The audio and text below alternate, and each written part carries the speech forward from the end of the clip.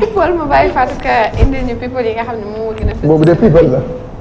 boobu nga wax nii léegi. waaw Fatou Choum jot na fee people ci suuf. people la de. waxuma dara. alors dañ koy commencé ak Yaay Fatou Diagne nekkoon fi soxna ki nga xamante ne mooy Serigne Mboup seen divorce nag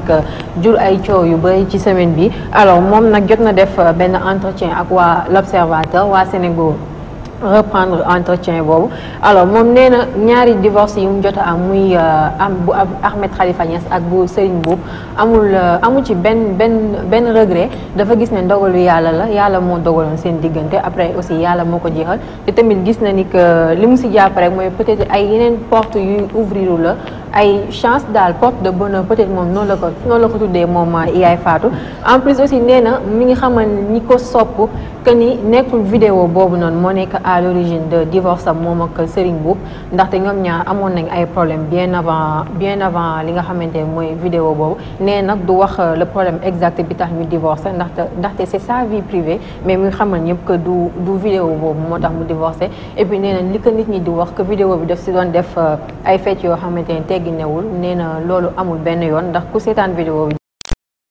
defu si benn fecc daal boo xamante ne nii war nañ ko see mën a ŋàññi moom mi nga xamante ne mooy Yaay Fatou Diagne nekkoon fi soxna Serigne Mboup. ñun daal xam nga lan la fu mu nekk nii soxna kilifa. da ngay yem ci dafa am fooy yem. loolu problème bi yem noonu. néew ma mais nag qu'on se dise la même bu ñu làq affaire bi ñu nga affaire boobu affaire fecc boobu. bu kii tamit. mu du ma ne loolu la tamit waaye bokk na ci dañuy waxante dëgg bokk na ci moom nag moo war a xoolaat boppam am na yoo xam ne boo ci dee ba yenn standing yi toll foo xam ne am na yoo xam ne da nga koy éviter parce que lii mu jóol ko lii baaxul ci moom du def adresse bu baax ci moom. surtout que divorce am ak ki nga xam ne moom mooy Ahmed Khalifa Niass juróom na coow loo xam ne. moom laa lay wax bii am coow moom moo war a xoolaat boppam. xam ne que vraiment yenn yoo xam ne jigéen la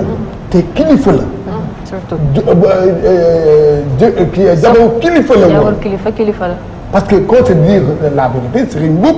c'est quelqu'un dans la vie du Sénégal fii Sénégal kilifa la bu rëy. kilifa bu rëy la Serigne Mboup bu ñuy wax fii affaire économie moom da ci am baat kon nag nañu wax dëgg. voilà coach merci beaucoup ñu jàll ci ki nga xamante ni mooy Fatou Waré di fecckat alors moom nag mu mel ni tëj na coow li nga xamante ni moo fi amoon ci relation am diggante moom ak Papa Ndiaye Thiou nekkoon fi moom tamit fecckat alors moom Fatou Waré nee na moom fecckat du fëgg buntam nee na moom buntam ñeneen ñoo koy fëgg mais pas li nga xamante ne mooy fecckat seexul ak dara ak nga xamante ne ni mooy Papa Ndiaye Thiou te nee na am na ku mu nekkal instant bi elle est en couple nekk ak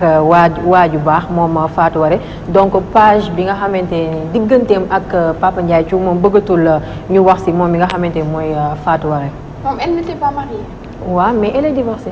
dafa amoon diggante kon ak Papa Ndiaye moom. dañ doon wax que ñoom ñaar dañuy génn moo Papa Ndiaye Thiou. ah mais c'est bon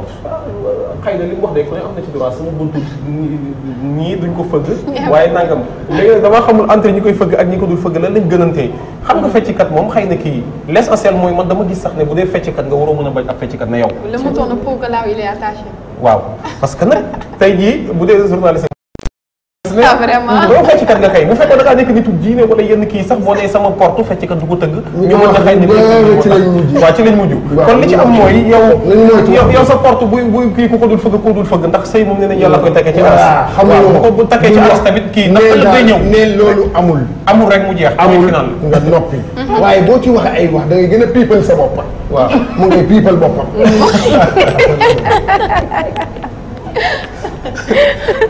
alors suñ jógee ci Fatou Waré dañuy jàll ci ki nga xamante mooy Bril Fight For nekk mën naa ko tuddee jamono ji le chouchou des jeunes filles parce que xale jigéen ñi bëgg nañ ko torop alors moom Bril ñu invité woon ko DTV ñu posé ko question ci clash bi fi amoon diggante ma waa ñi nga xamante ne ñooy waa Akhlou Brick Paradise alors moom Bril nee na déjà interview boobu waa Akhlou Brick di ko tontu interview boobu defoon na ko depuis 2016 te xamul lan moo tax ñu bàyyi ba 2018 ñuy soog a publier waat li nga xamante ne mooy interview boobu ba waa Akhlou Brick yëkkati ay kàddu di wax que Bril fight for da leen teg bët. nee na moom amul kenn ku muy teg bët ci li nga xamante ne mooy game bi moom buy course boppam lay coursal nee na nag mosul wax que moom moo coaché waa ñi nga xamante ne ñooy waa Akhlou Brick Paradise c'est vrai que daan nañ liggéey ñu daan mu leen di defaral ay son et tout mais mosul wax ni que moom moo leen coaché donc nee na waa Akhlou Brick ay frère am lañ doon nañ liggéeyatuñu na ku nekk jël sa yoon ñu liggéey si jàmm te xam ne ñoom ñëpp benn lañ. D'accord. wax na aussi ci digganteem ak Marichou parce que ñu ngi wax ko ñoom ñaar dañoo nekk en couple ñu laaj ko est-ce que si c'est vrai ou pas mu ne loolu nañ bàyyi mu sedd du ci prononcé wu. waaw nangu si tontu. qui ne dit rien consent. waaw c'est ça. alors ñu dem ba Dakar Buzz wax ci Birima Ndiaye Birima bu jàkkaarloo comme ni ko ñëpp xamee alors Birima nag dafa am problème ak benn jeune homme bu nekk foofu ca université Gaston Berger ci syndicat bi muy jiite sax moom Birima alors xale bu góor bi da ko accusé que daf ko agressé dóor ko ba gaañ ko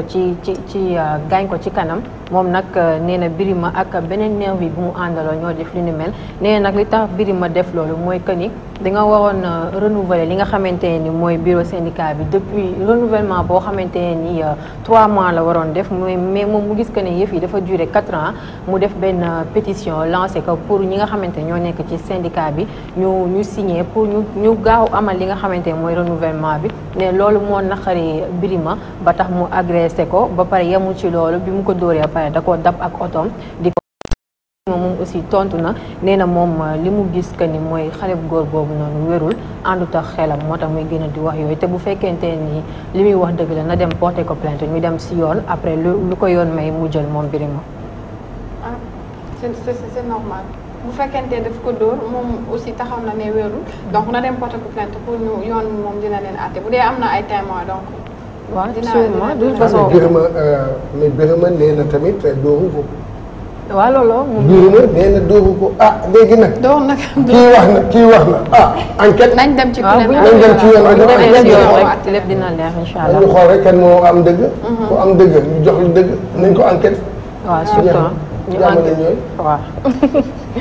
alors ñu des Dakar Buzz ba tey wax ci ki nga xamante ne mooy l'international Pape Ndiaye Soirée alors moom nag boo seetloo fan yi coow dafay jugal ñuy wax que Pape Ndiaye Soirée dafa ruiné wu amatul dara ba amatul sax li nga xamante moom la war a fay ay impôt fële ci Angleterre alors moom nag Pape Ndiaye Soirée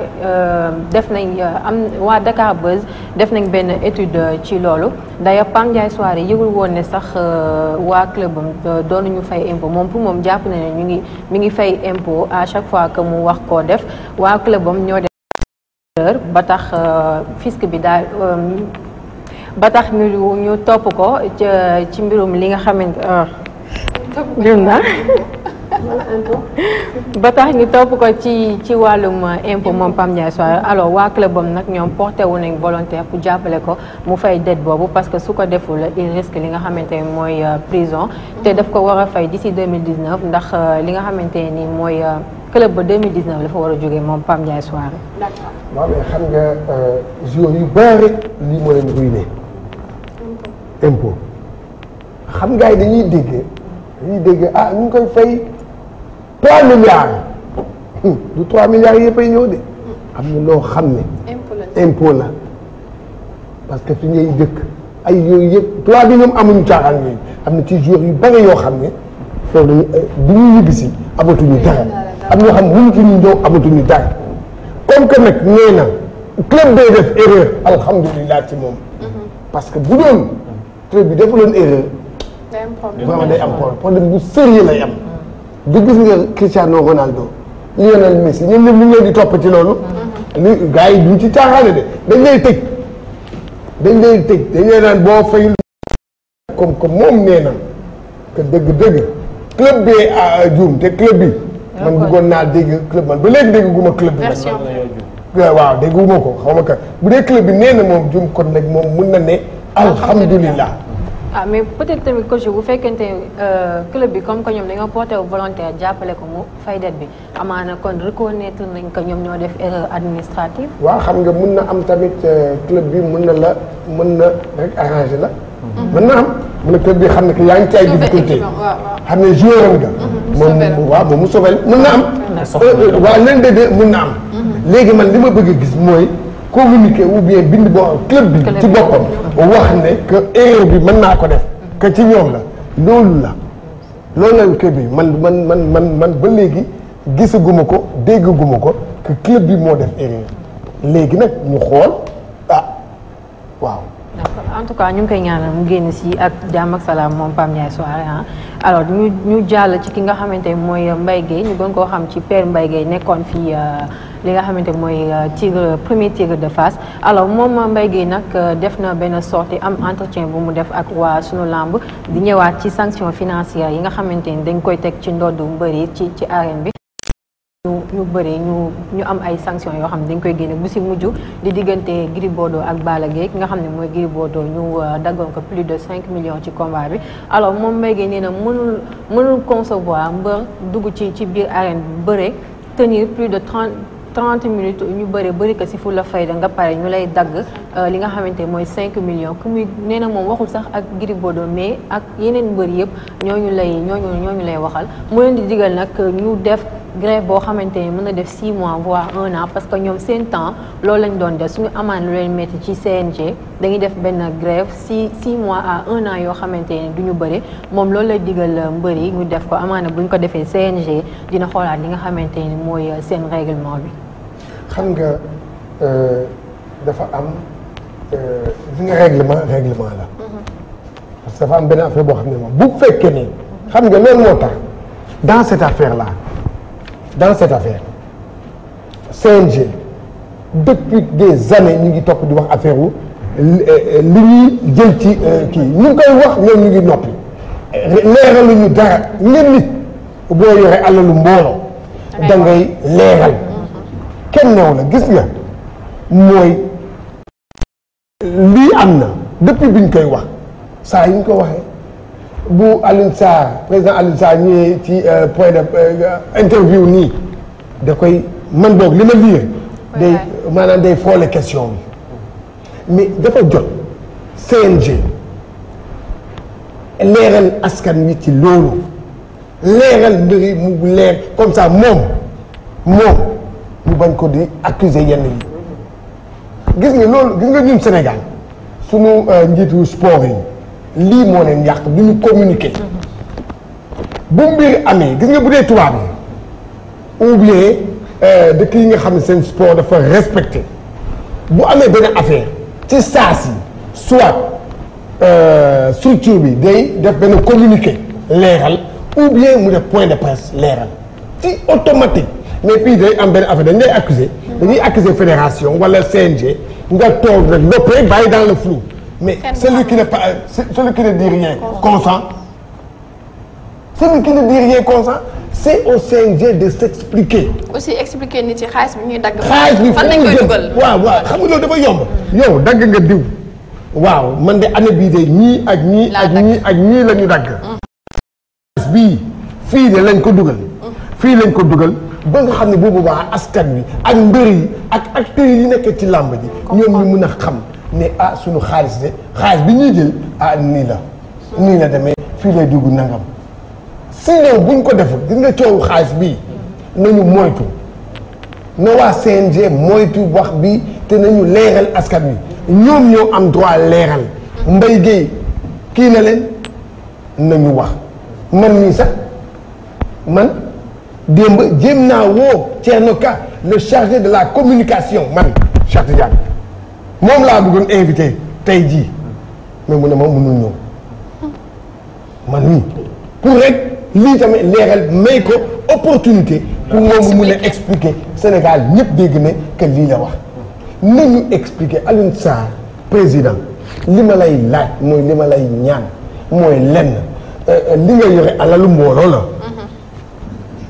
parce que làmb ji ñëpp ko moom xaalis bi ñuy jël ci koo xam ne mooy dugg te géew ga ñu koy dóor ay ko fañ xaalisam nga koy dagg neexul. wax ko fan lay jëmal. na ko wax rek ne na toog point de presse wala woo journaliste yëpp taxaw ba sax ne ah li ñu jël fii lañ koy dugal fële lañ koy dugal suñ ko defee dina baax. waaye buñ ko deful coow bi day am te boobu waa Sénégal booy xool sa boo defoon benn sondage ci affaire bi xam li ngay wax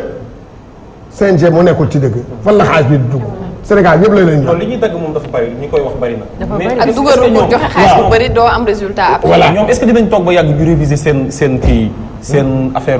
loi yi nga xam ne moo leen tënk ci li ñuy def ñoom làmb ji est-ce que dinañ toog ba yàgg ñu woo mbëri ci seen bopp am ñoom ay représentants ku nekk ñëw ba waaw ñu mais sax ñu xoolaat par exemple léeg-léeg nga gis. yow def ay 3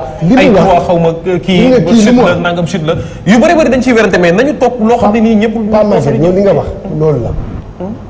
beneen façon tam am na nañu woo mbër yëpp wala nañu woo kii yi nuñ kaa sax waa manager yi ñu leen di allez toog leen xaalis bi ñuy dagg nii fii lañ koy dugal fii lañ koy dugal mu am transparence bu boobaa kenn du la wax dara parce que nag bu fekkee ne règlement moo wax ne dañ lay daggal lii boo deful lii mbër yi tamit am na loo xam ne ñoom ñu ngi dugg ci géew gi ñu ngi def ay loo xam ne faute sanction loolu def na lee rek nañ leen ne kenn laaju leen dara kenn neewu leen man de neew ma ka CNG nii xam lu ma bëgg CNG leeral askan wi CNG leeralal askan wi ci xaalis bi ngay dagg mbër yi et puis même bu weesoo loolu sax seen règlement yi bu ñuy établir règlement bi ñu bañ ko def ñoom ci seen biir ñoom waa CNG soit mbër yi toog wala manager yi toog ñu d'accord ci point yi mais ñu defal seen règlement ba pare après communiquer ko loolu tamit ça pose problème aussi. non règlement bi am na yàlla règlement parce que ñoom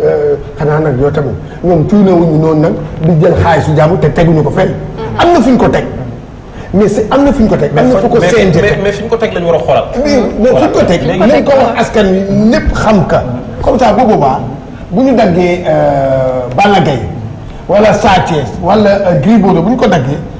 bu nekkee fii di wax dañ ko ne noppil amoo dara lay wax mais c'est que y a pas de communication ci daggu xaalis boobu moom bu amee tamit des na